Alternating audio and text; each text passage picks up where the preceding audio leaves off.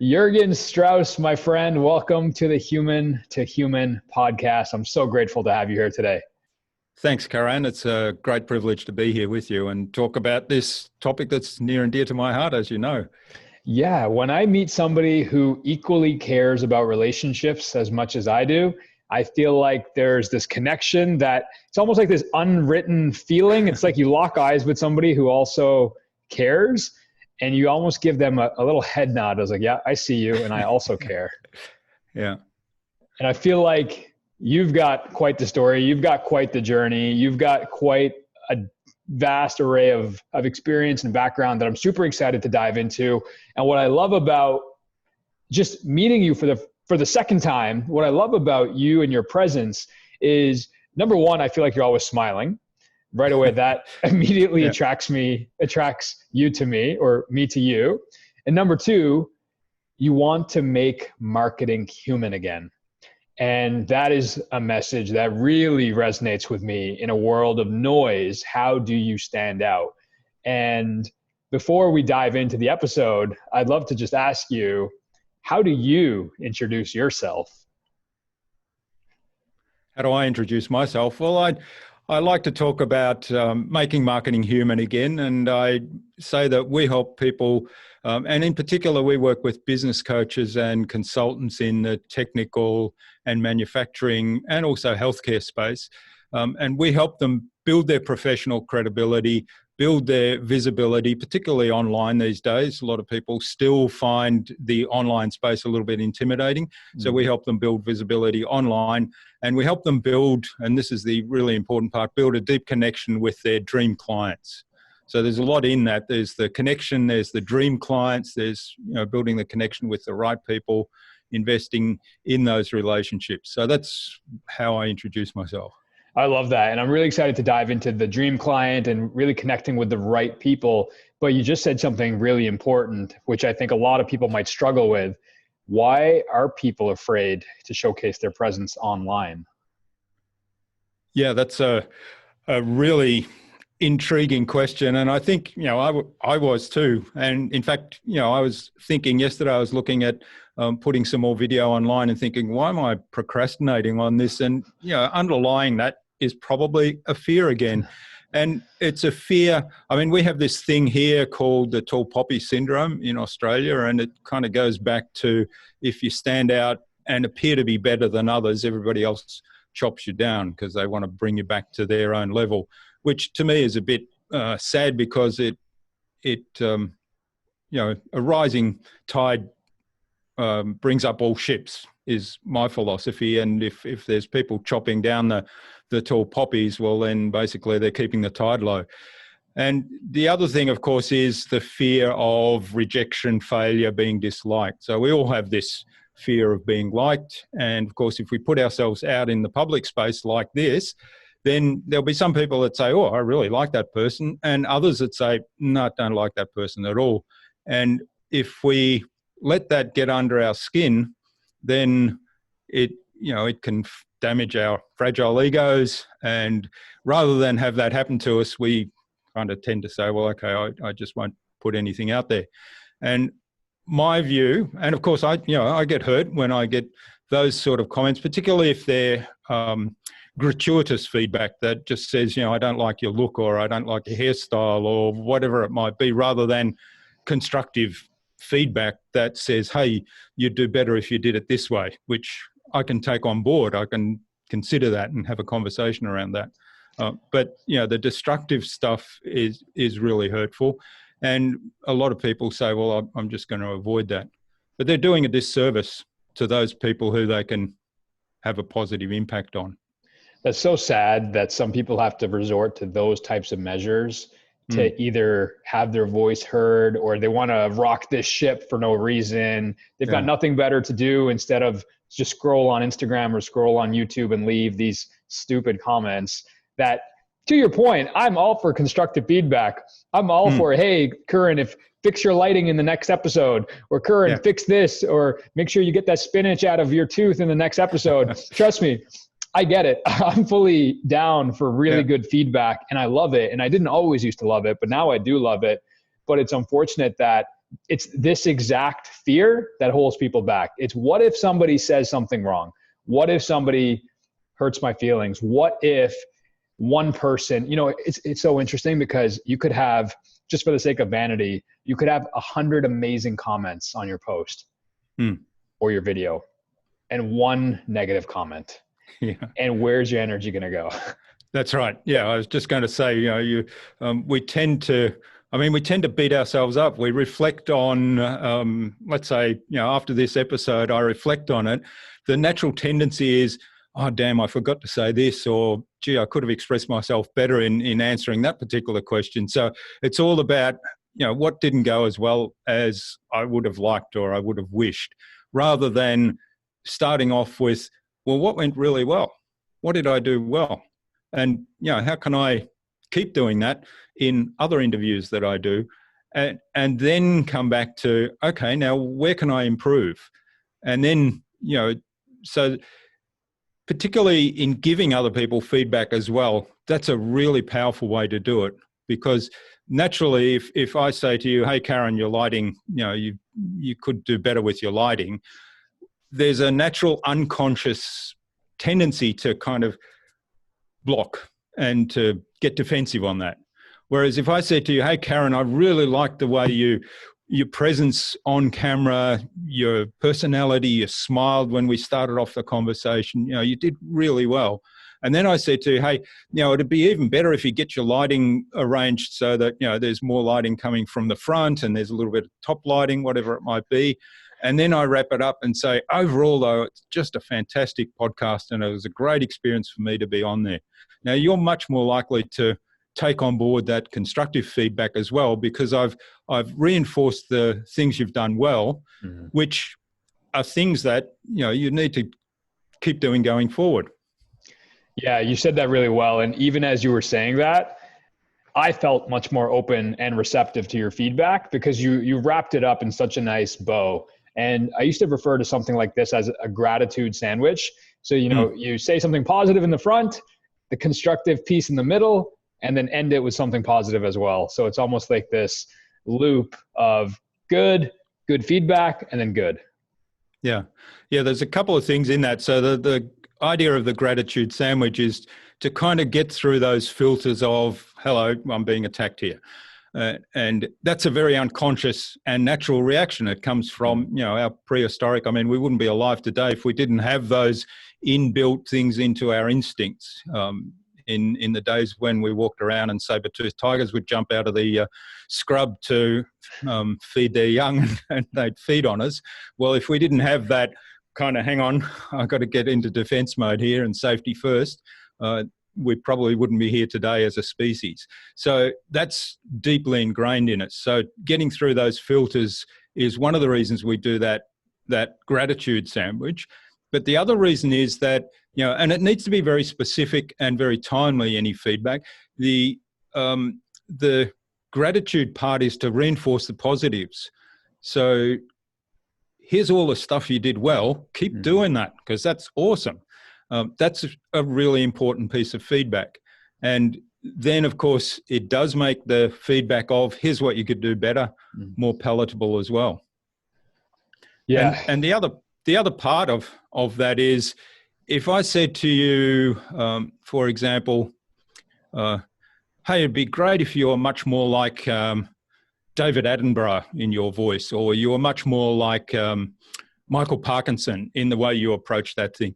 That would be ridiculous feedback, because now I'm pointing out this gap to somebody who's so awesome at their field that clearly they've become experts through tens of thousands of hours of practicing their craft.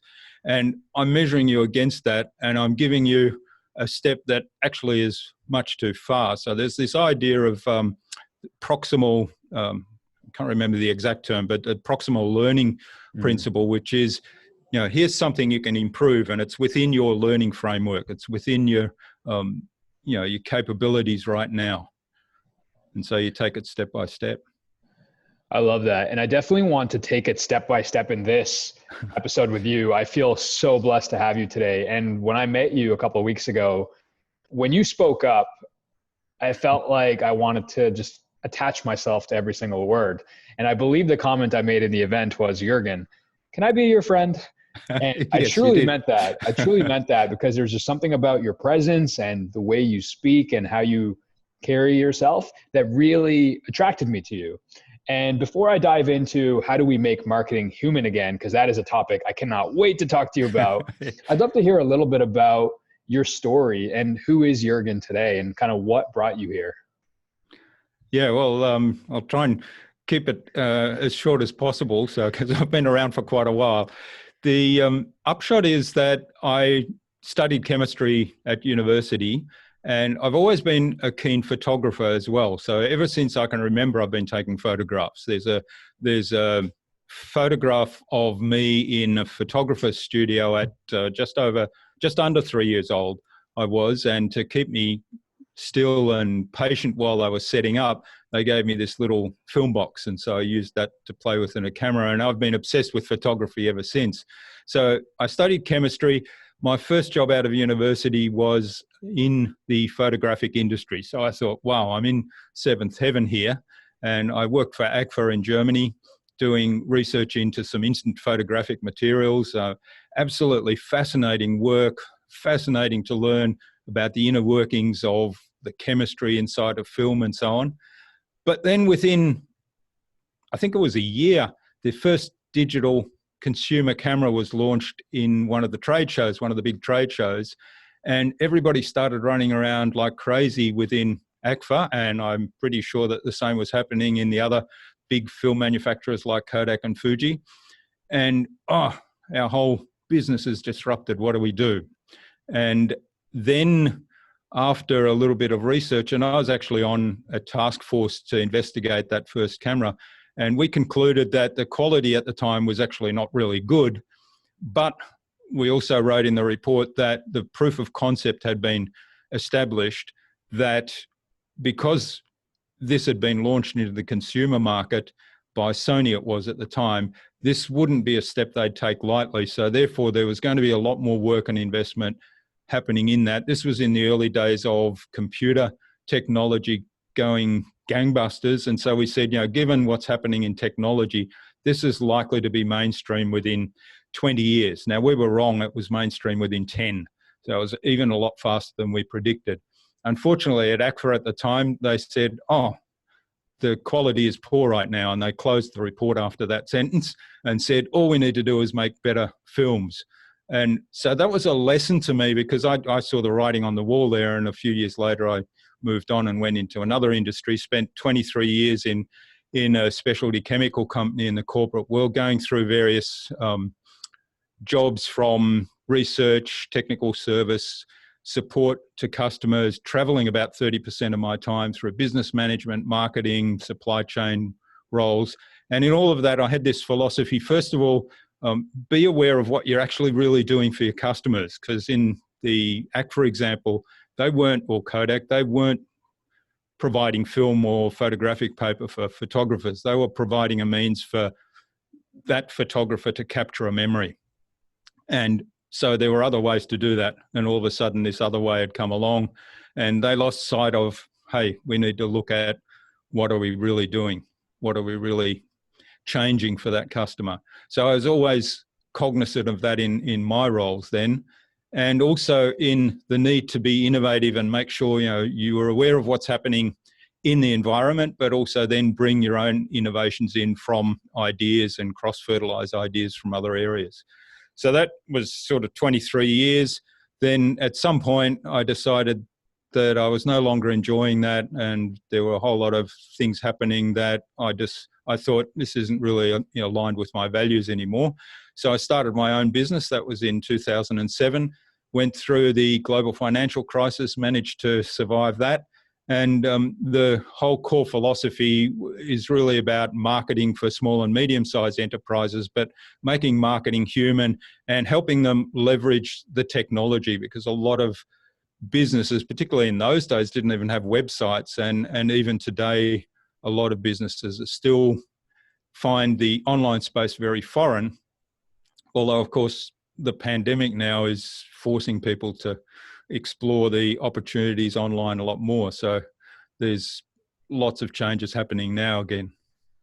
What was it in particular? First of all, 23 years in the chemical industry. I would have never even predicted that, knowing who you are now and kind of what you've done since 2007, would have never even, fathomed that. But what was it about making marketing human that drove you to pursue this type of career? And what are the mistakes? I'm sure you saw too many mistakes that were being made. Oh, yeah. So I'd love to get into that side of things. Like, what made you get into this line of work? Well, one of the things, and I reflected on this when I made the change and left the company. I thought these are the values that are no longer being met. There was a time when I had probably a year or so where I would wake up in the morning, get out of bed and say, oh no, I have to go to work again. And that wasn't typical for me. I did the previous 22 years or so, I was really excited every day to go out and do work. And in reflecting on that, it really dawned on me that the relationships I'd built over the years with people were really important to me. And that, a lot of those relationships with customers all around the world, in fact, a lot of my work was in Asia, so across countries with vastly different cultures, histories, languages, of course. And I was always excited not only to work with those people and to build those relationships, but also learning about their culture and how they approach business as a result of cultural backgrounds and history and the way the society worked in their particular country. And part of that was probably a reason or why I was able to build relationships there with people. One of the things that always bothered me was a lot of other people went in there and said, this is how we do things in this company. And it was very transactional. And unbeknownst to me, I just did this because it was my nature. I would build those relationships first. And then I would say, okay, this is how we do it in this company, but here's the result you want. So how can we kind of meet both needs in a way that everybody's happy? So that was always the way I was looking at that. I was also very process driven, and I was keen on getting product development processes. We worked on one that went from idea inception to commercialization, getting customers involved up front and having conversations with customers in terms of what's the product, what's it got to do, what's the result you want, and how do we deliver that? And of course, along the way, there were a lot of transactional things that happened there, but again, it came back to the relationship where things would actually work out. I remember one occasion we had a client who was also sort of a competitor because they were doing some in-house things that were manufacturing products that we also manufactured. So the philosophy or the thinking in our company was, don't tell them too much because they might take it and take that in-house. And so there was this barrier at one point where we'd hit a logjam in working together with this company because our company was saying, no, don't tell them anymore. And they would say, we need more information, otherwise we can't move forward. And so it was kind of catch-22. And I remember being in this one meeting and I said, what about we turn this on its head? What about if we tell them everything? And everybody's sort of going, what? And I said, no, just forget about what we said so far. Let's just open the whole books, draw aside the curtain, tell them everything. What would happen? And that actually prompted a conversation that led to, okay, here's what you could share with them.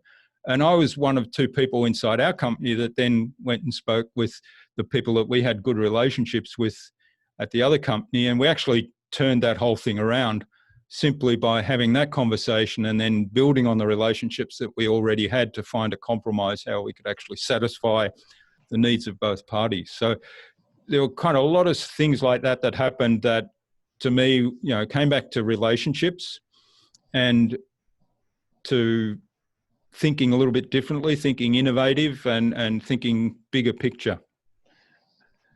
I love that. Show them everything that we have, not hold it close to our chest like I think a lot of people do. They think, hey, well, I'm going to put my best stuff behind a paid wall, or I'm going to keep my best secrets until you pay that invoice, and then I'm going to show you all that stuff. Yeah. And I've really noticed that the companies and the brands, the entrepreneurs that are succeeding today will openly give and give and give and give and give to the point where all of their best stuff is out there, so to speak, whether it's video, on a podcast, on a book, on anything. And it's that people will pay then for any sort of access to that person or accountability or something further, a workshop, a mastermind, and so forth. But from a value perspective, I think it's a very smart business move to just kind of showcase everything you have. Yeah, well, certainly for a small business in an information space, I agree with that. I think for businesses in technical space that have technical IP, there is a middle ground you have to find. And, you know, going back to my story, we didn't share everything with them, but we changed our mindset around being more open and what we were prepared to share with them. And, you know, we continued to have the conversation, hey, we can't share everything with you. There's restrictions around IP. And of course, I was in a position where I could say to them, yeah, the corporate guidelines say I can't do this. Occasionally, and, you know, I think it's long enough away that nobody's going to come after me right now. Occasionally, I would actually talk to one or two people that I had really good relationships with and say, you didn't hear this from me, but here's how this works. And, you know, they were people that I respected to the point where I knew that they wouldn't share that with anybody else that could get me in trouble, but they would have that information, and I knew they could use that information to actually produce a better result for them that would also help us because we would supply products that they use to get the result. I love that. Hopefully nobody from that company is listening to this episode today. But yeah, well, they've been taken over by another company, so I think it's probably enough degrees of separation. Hopefully. So let's dive into, you know, there's a couple of really key things that I want to cover today. And let me just kind of identify what some of these topics are, because I think they're near and dear to your heart. And I might say them in a different lingo or a different language, but I equally agree on the importance. So I want to talk about making marketing human, what it takes to kind of build your dream client or go after the person that could change your business or your life. I love what you talk about empathy mapping. That sounds super fascinating to me. And then transformational marketing. I mean, these are four big buckets that I'm going to try to cover in the next 30 minutes with you. But why don't we start with, how do you identify and create your dream client? Yeah, that's a great question. And this goes back, I mean, there's work from Ryan Deiss is kind of where I started with this whole concept of putting together customer avatars, and there's heaps of material around online, how you put that together. And we started doing this for our own business, first of all, and then with clients. I found it really challenging to do that because it's very abstract. And when I started working with clients, they found it even more abstract because they were then hearing it through my filter. And so I realized very quickly, this is actually really tough to do.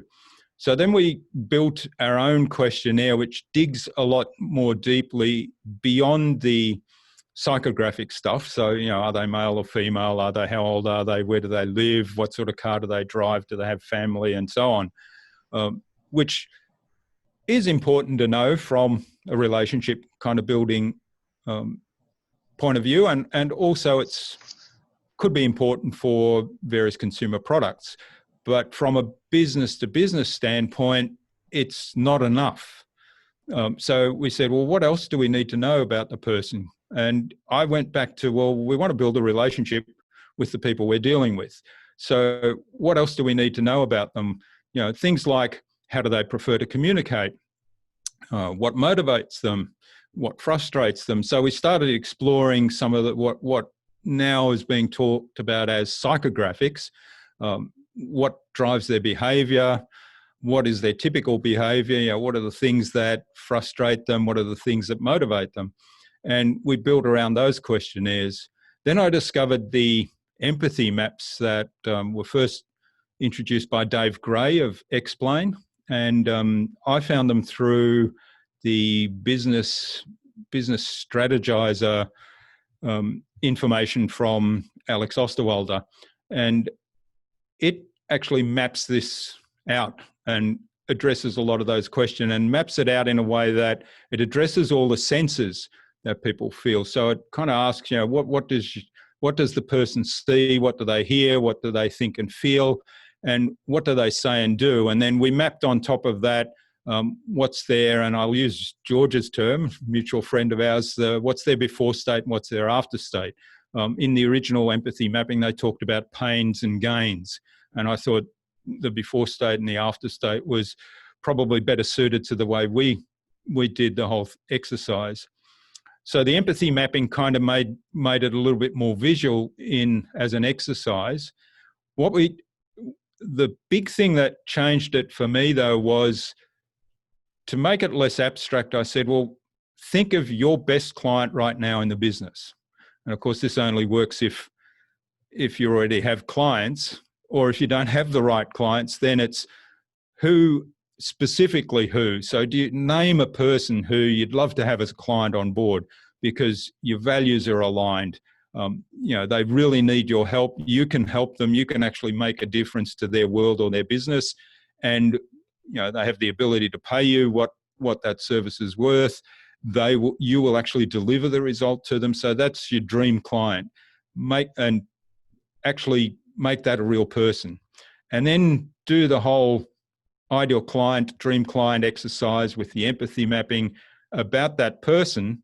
And then we say, okay, the next stage is now we clone that person. So we've got this empathy map, and these are all the characteristics. And as we started doing that, and some people would say, well, it's Fred is my ideal client, but actually I love working with Jane as well. So I said, okay, well, let's do one for Fred and let's do one for Jane, and let's sort of merge them together, because that's your new dream client. If you're going after another client now, this would be the dream client, because you love working with both of them. They've got a lot of similarities, but there's some things that are different about each of them as well. And what we do is get people to draw this out as the empathy map, and then we get them to explain it. So it works really well in a group setting. So they draw it out on their own, or maybe with a couple of people in the business. Then we get them in front of the group to explain what those drawings are, and we record them doing that. And that whole package then forms their understanding of their dream client. And it really amazed me when we kind of added those things in, how that transformed those people in terms of their understanding of the dream client. And from there, of course, everything you do in the business, you filter through, okay, would Fred or Jane approve of what I'm doing here? If it's a blog post or a podcast or a video that you're producing or a new product that you've got in the pipeline, would that help Fred or Jane? And if the answer is no, then say, no, that's not what I should be doing. Where do you see people make the biggest mistake when it comes to crafting a customer avatar, an ideal client profile, a dream client, a dream human? These are, typically entrepreneurs want to create this up front before they unleash their marketing funnel, before they unleash the blog post, before any sort of paid media. I think it's really at the center of what you do is who you serve. And I think if you don't know that answer, it's very easy to confuse the marketplace with mixed messages or messages that don't land with your ideal client. So just from a dream client perspective, where do you typically see people have hiccups? Yeah. Well, that's a really important point, that you can confuse the market with the messages you put out there if they're not specifically targeted at the right people. I guess there's two things. I mean, the first one you alluded to, and that's not doing it up front and getting some clarity around that up front. But the other thing is doing it in isolation, or trying to do it in isolation. And that's putting together, whether it's an empathy map or whether it's just a questionnaire or a standard avatar, without going out to clients and having conversations with them and testing it with them. So what we like to do is in our group exercises, a lot of the questions we ask through that empathy mapping exercise, the answer will be, I don't really know. And what we say is, okay, write it in a different color. If you did know, what would it be? And so we get them to kind of imagine something, and that'll bring up something from their unconscious often that may well be accurate, but we get them to write it in a different color and say, well, there's one thing you need to have a conversation with some of those dream clients with and find out. So ask them that question. So, here's a question I'm considering. For example, what keeps you up at night? I thought it might be because you don't have enough cash flow, but what's top of your mind? If you have a sleepless nights, what is it that's top of mind for you then. So you have that conversation and you learn some more. And of course, these things aren't cast in stone. So you have ongoing conversations with all of your customers, ideally, and you sort of add insights as you get them to those maps and keep them updated. Yeah, I've done similar exercises, maybe with a different terminology, but just getting clear on, okay, what are their goals? What are their current pain points? What are the obstacles that often get in their way? What would their ideal future state look like? And then I also think about, what can I give them that can solve their pain point very quickly? And I made the mistake in the past of creating these long form ebooks or 10-day video series. Like I overdid it to some regard. And now it's all about like, what is a 1-page cheat sheet that I can give to somebody that can help them have better conversations at work with their staff? What's a 1-page cheat sheet I can give on how to gift to your best clients to retain your best customers? And I try to just give them this 1-pager, one or 2-pager. Right now, what I'm giving away is 40 of my favorite questions that I use to deepen relationships with the people I care about the most. And it's a 2-page PDF. No, it's gated, so I need someone's email, but there's nothing else in the back end. It's here. These are the 40 questions that I've used over the last 4 years in all my events, all my dinners, a lot of my podcasts. And I feel like you can strengthen your relationships with any of these 40 questions. Yeah. Yeah. I love that. The whole principle there is, help your client, your audience take the next step on their journey and give them a result. And ideally, what you talked about is a lead magnet, because you're getting the emails and you're then starting the ability to have an ongoing conversation with those people through email. But the lead magnet has to be of value to them. It has to solve a problem that they're having right now. And ideally it has to give them a quick result. Otherwise there's a big question mark around that. I mean, we get so much email and so much noise online these days that if it's not actually something that helps you get a really quick result, then people will walk away from it. And so they should. Yep. Yeah, I totally agree. So let's say you've got your dream client mapped out. You know who you're going after, typically, whether it's their position, the industry, their title, the company size, whether or not they have a dog, like whether they like basketball, however you want to mix and match those psychographics with the personality traits. So you've got your dream client, you've mapped out this empathy system. How do you then start creating marketing or content that speaks to them? How do you actually make marketing human? Yeah, that's a really big question. What we do as a next step is start to work on the messaging. And the messaging really comes out of those assets that we've built now, starting off with, okay, what's the problem or their before state, and where do they want to get to? What's the result they're looking for? So what's their after state? And what we then look for, and going back to my ACFA story, the product or service that we have, or we might be considering building as a result of this understanding, is the bridge or the vehicle that gets them from before to after. And so you shouldn't be focused on the product. You should be focused on how to get them from before to after. And what are some of the things that might get in the way? So if it's a bridge, it's got to go over a river, and maybe there's a big wide river, and maybe it's an estuary, so there's a whole lot of streams. So the bridge has got to be built accordingly.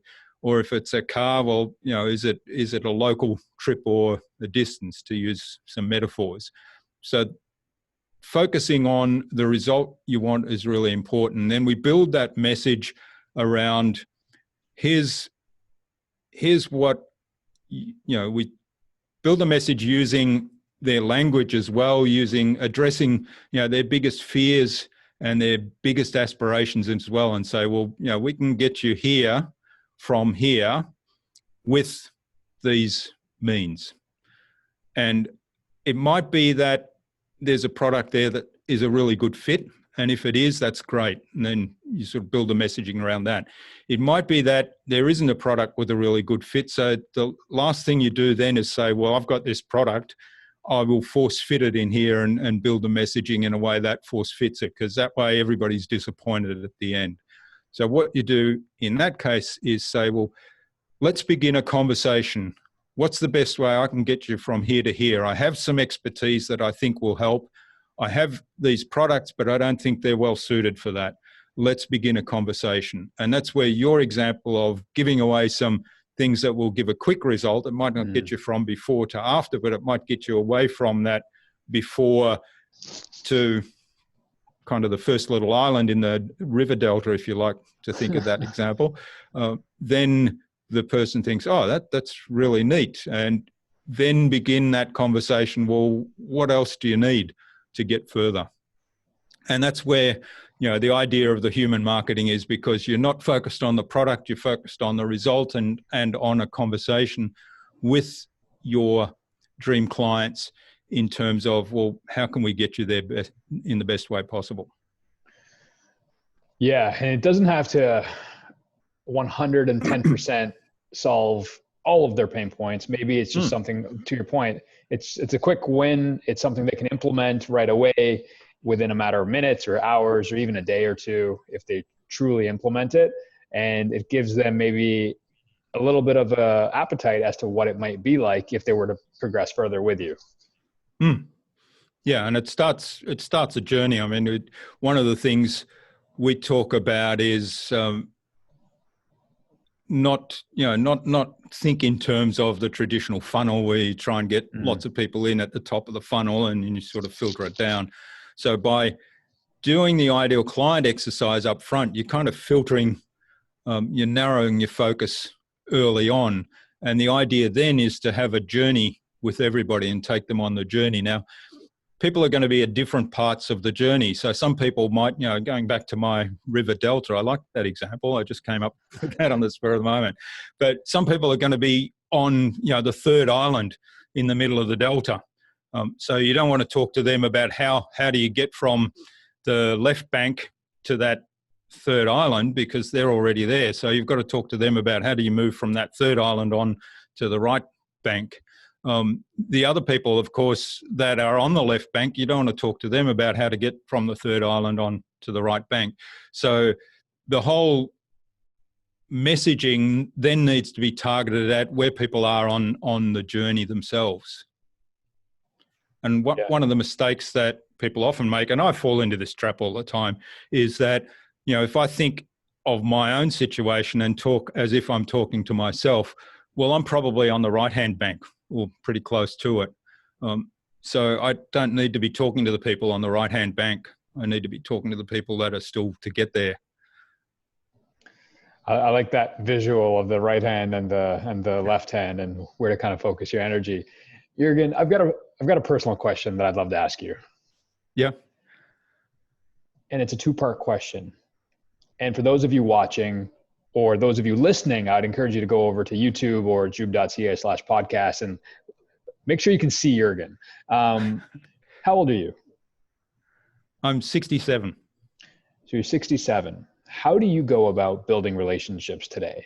How do you go about building relationships whether it's friends, whether it's new business connections, whether it's possible partners you want to work with, whether it's getting podcasts? I mean, we haven't even talked about your podcast that you have over 311 episodes on your podcast, which I want to talk about later. But how do you go about building relationships? Because you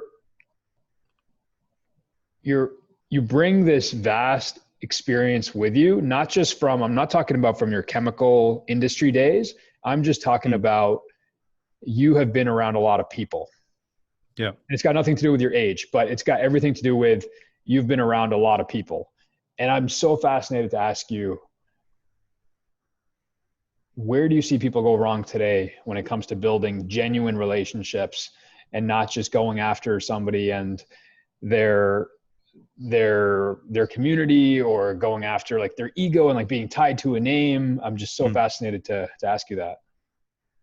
Yeah, that's a really interesting question. And in some ways it comes back to what we talked about earlier, why people are reluctant to put themselves out there. There's that ego thing. So I guess, I do lots of things tactically and logistically to meet more people. So that's one side of it. But then when I meet people, it's I kind of come from the point of view of I want to find out about the other person, and I'm curious, and I'm genuinely curious, and actually listen to what they have to say, and try to build some connection with them. Now, in doing that, there'll be one or two things really happen. Either there'll be a connection established, the other person will reciprocate by saying, well, I want to find out about you as well. We may or may not hit it off from there, but then it will either go in the direction of more things will come as a result of that, or we each go our separate ways, and that's perfectly okay. Or if it's purely one way, if I'm asking the other person about them, finding out a lot more about them, and they don't ask me anything, well, then it doesn't go anywhere either. So I guess that's my approach. I've always been, like I said earlier when I was talking about traveling in Asia, I've always been curious to learn about other people's experiences, because everybody's had a whole set of unique experiences up to where they are right now in life, and they're totally different to mine. And if you take the philosophy that we all see the world not as the world is, but as we are, then to get some insights into somebody else's perspective is actually an enrichment of my own perspective. So for me, there's a lot of value in even having that conversation with somebody who doesn't ask me anything about me. So I kind of go in with that approach.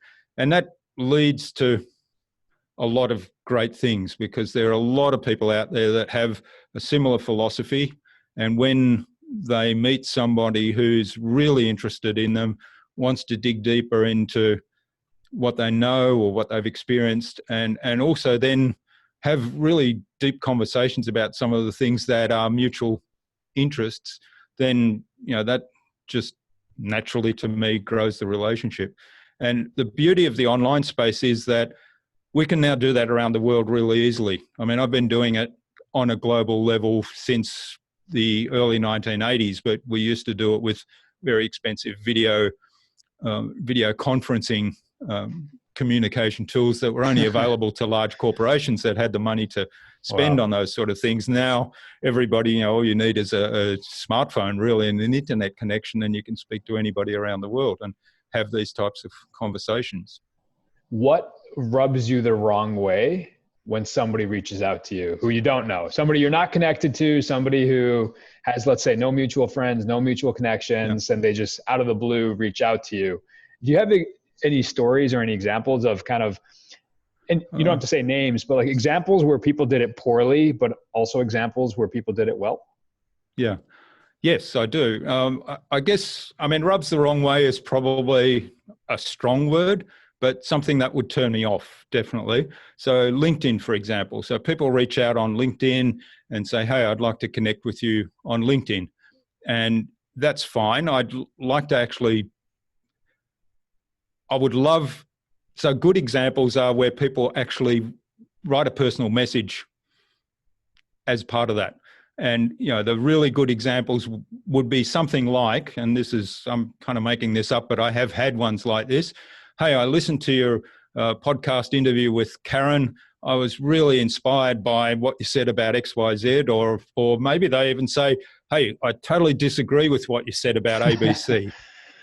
But I'd love to have a conversation with you about that. So let's connect on LinkedIn and let's see if we can have a further conversation. So that'd be a good reach out. The ones that don't have a personal message, I kind of think, okay, I wonder if I'm not worth them taking a minute just to write something personal. But I will connect with most people. And the thing that will then turn me off is if the first follow-up message is, hey, we have this fantastic product or service, go here, sign up now, it's on special, whatever it may be. That will turn me off. In fact, a lot of times when that happens, I will actually unconnect again with that person. I do that all the time, yeah. Yeah. Whereas the good examples, people will usually come back with something, and this is what I do. I say to them, hey, thanks for connecting. I love making new connections, and I'd like to learn more about you.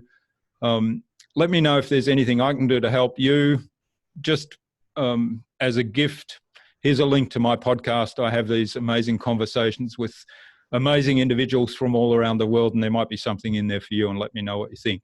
So that's all I do. Now, of course, I am sending them into my environment by doing that, but I'm actually giving them a gift where they can listen to any one of those podcast episodes without even giving me an email. Mm-hmm. So it is totally free and totally no obligation. Yeah, I think that's a really good approach. Make it as personal or personalized as possible. And I do get a lot of messages where I can tell it's a cookie cutter, spam, copy and paste type of message.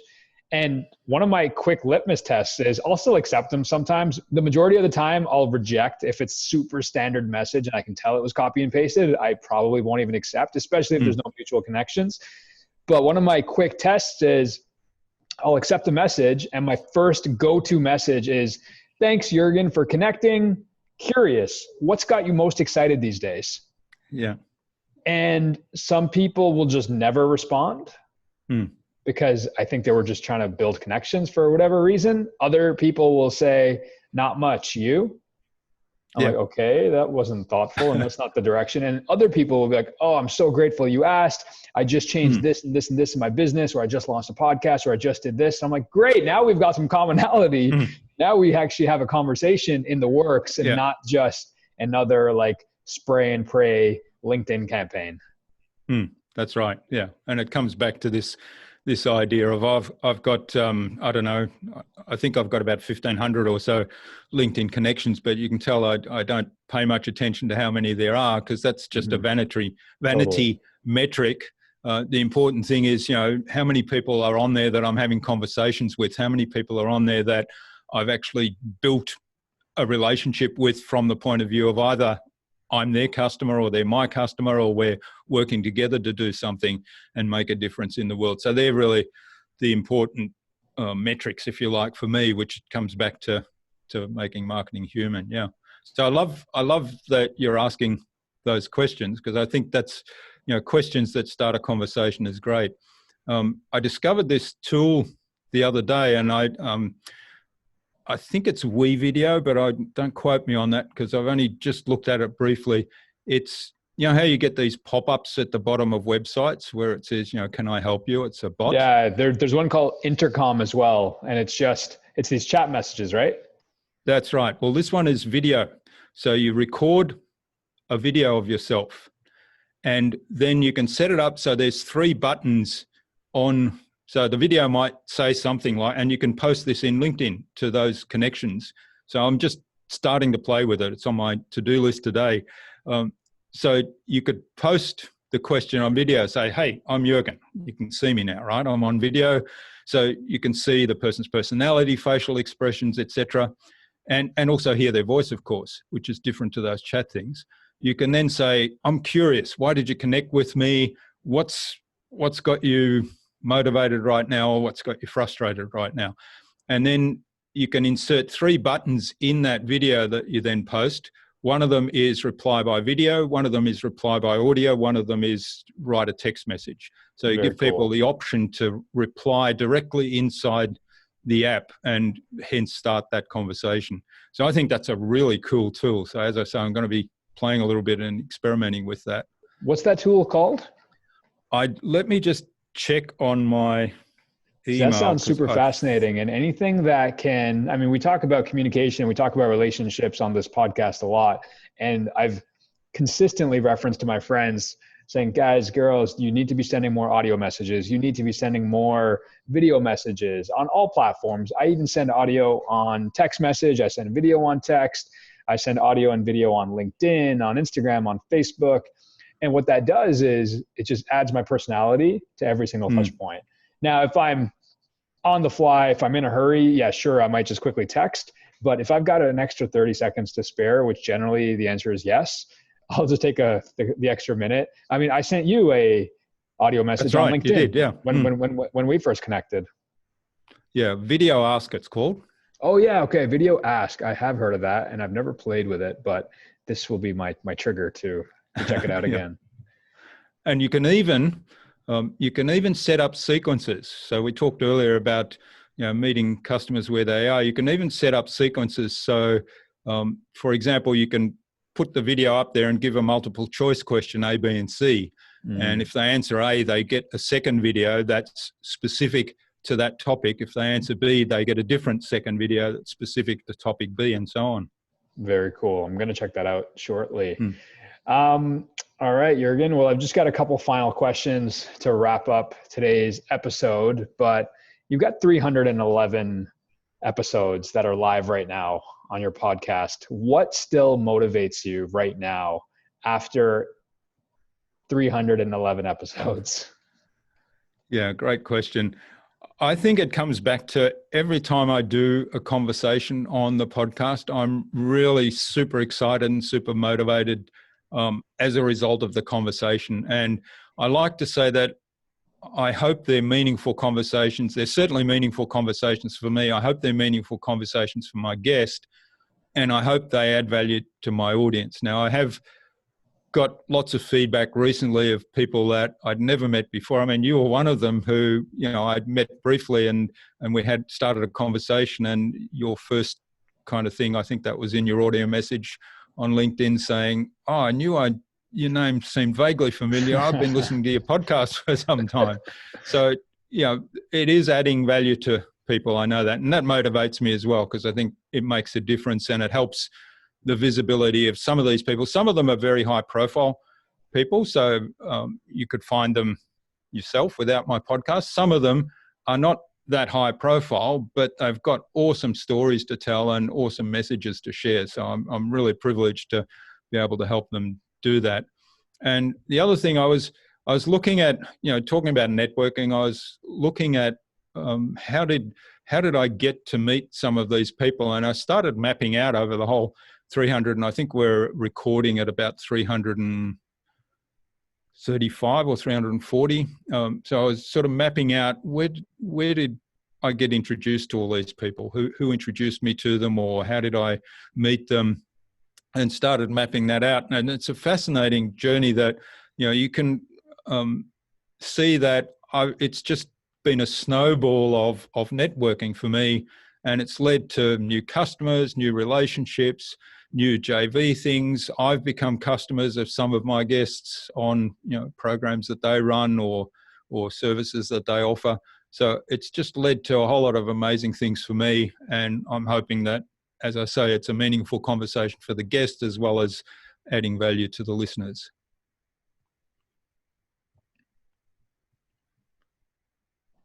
Oh, yeah. I love that. Being somebody who just started a podcast not even 60 days ago, and I'm currently I'm releasing 2 episodes a week, so I'm hoping to keep that going, but it takes just one message from somebody on Instagram, one message from somebody that emailed me, one text message from a friend saying, "Hey, I'm all caught up, like hurry up and release more." It's moments like that. Like my friend Anna, a friend of mine, Anna, who is probably listening to this. Hey, Anna. She messages me all the time saying, "Hey, I just listened to so-and-so's episode and it really landed with me." And it's moments like that just reinvigorate. For me, it's like, hey, if even one person is listening, I'm going to keep going. Yeah. Well, great, Anna. I love that you do that. From time to time, I have conversations with clients of mine who do podcasts, and we produce podcasts for them. And they say, I don't get a lot of feedback and I don't hear back. And how feedback really motivates me. Like someone said to me the other day, it was a client who does a lot of live in-person workshops. And of course, a lot of those have dried up right now in the current situation. And she said, what really feeds me is that feedback I get live from the audience. And if now I'm on a podcast where, there's nobody to see, I'm just talking to a microphone, and I miss that. And it kind of, I'm feeling demotivated. So how do I bring about that motivation? So, it turned out that about 2 days later, somebody actually sent her an email saying, "Love a podcast," and, lots of great feedback. And I said, well, there you go. You never know who's listening.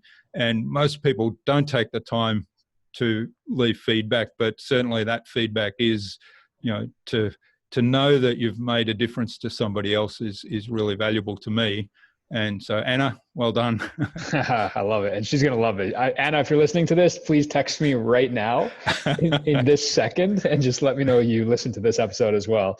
Jürgen, I'm a big fan of books. I love reading books on all things marketing, self-development, business. Are there any books that you've read And I don't even know if you read books, but are there any books that are in your kind of toolkit that you often gift or recommend to people? Yeah, well, I prepared for this question. I have a list here for you. Amazing. So, so I've got a bunch of marketing books, and these are top of mind, fairly recent ones. I mean, Yes, there's probably please heaps more. list them all, I because I'm going to take read all these more. So, notes. I mean, this is marketing, Seth Godin, and my photo's actually in amongst the gallery of photos in the back cover because I was on the team that helped with the promotion of that book. The Marketing Rebellion by Mark Schaefer is a really good one. Most Human Company Wins is his subtitle. A new one that I've just discovered, I'm about halfway through it, but it's really fascinating. The Context Marketing Revolution by Matthew Sweezy. Build a Story Brand by Donald Miller. And he's got a new one out, which I haven't read yet. Marketing Made Simple, I think it's called. So I'm going to check that one out. And Never Lose a Customer Again by Joey Coleman is another one. I've got that really on my shelf right there. Yeah. And sort of general ones, I mean, there's one book that's really made a huge difference to my business, and big shout out to Mike Michalowicz. He's been on my podcast. I've had conversations with him. So any books by Mike Michalowicz, but the one that really transformed the way I do my business from a revenue point of view is Profit First. So anybody that's in business should be reading Profit First and seeing whether they can implement that system in their business. Atomic Habits by James Clear is just a fabulous book. The Go-Giver series by Bob Berg. I love those. And then I've got a couple that might be a bit out of the ordinary here for you. One is I've just gone through a course by Christopher Vogler, Using Myth to Power Your Story. So it deconstructs most of the popular movies and the hero's journeys involved in those. And it's a really great way to think about how to build story and messaging. And it's actually what underlies Donald Miller's philosophy around building a story brand.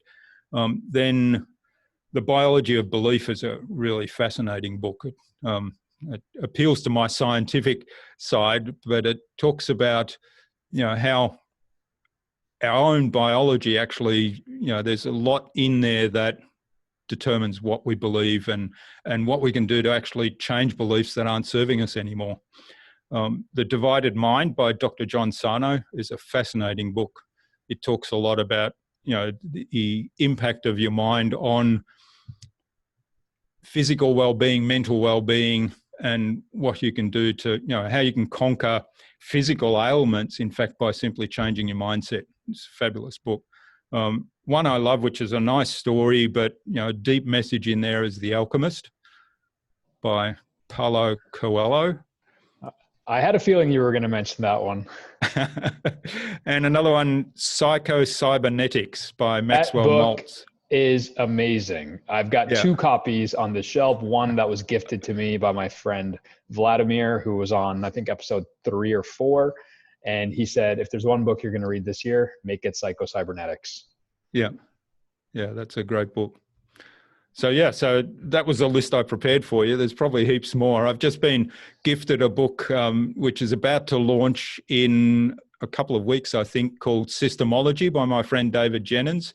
It talks about the system for building systems within your business, and it really breaks it down to where to get started, what are the key ones you need to have so that it's not overwhelming when you're first starting out. Amazing. Well, you definitely win the award for most book recommendations on any episode thus far, which is amazing. And my final question to you, Jürgen, is one of my favorite questions. So tomorrow morning, the entire world, every city, every country, every state, every province, tomorrow morning, everybody wakes up and they open up their eyes and they're all looking at this billboard. Everybody in the world is looking at the exact same billboard, but Jürgen gets to control the message. What do you write on that billboard for all of humanity to see? Yeah, I thought about this one because I'd listened to a few of your episodes and I thought, you're bound to ask me that. I'd probably write up something like, how can you make your world and your environment better today? What can you do to add value, add empathy, add love to your world, your value, and in doing so to other people as well. Beautifully said, my friend. I expected nothing less. Jürgen, this has been an absolute honor, my friend. Where is the best place that people can find you? Karan, loved it. Yeah, the best place is at innovabiz.com.au. So that's INNOVABIZ. That's my website. You'll find the podcast, which we talked about there. And I've also got another podcast called Tales of Marketing Transformation.com. So they're the best places. And reach out to me on LinkedIn. That's probably the social platform I spend most time on if you want to have a conversation. And send him a video message or an audio message. Yeah. Reference this episode for future brownie points. And yeah, Jürgen, just wanted to say thanks so much for just being so open with your time, but also just with your knowledge. When I reached out to you for the first time for this conversation, I expected it to go just as this conversation has went, and just really grateful that I came across you and really grateful that I met you. And in a weird way, it's so amazing that I used to hear your voice in my earphones when I was at the gym. And now I'm looking at you in the face doing this interview. So it's come full circle, and I'm truly feeling honored. So thank you. Well, the honor's mine, Karan. I've really enjoyed the event that you facilitated where I was on and where I first met you, and keep doing the great work you're doing. And I love this conversation too. So keep doing that. Appreciate it, my friend. We'll see you again soon. Bye.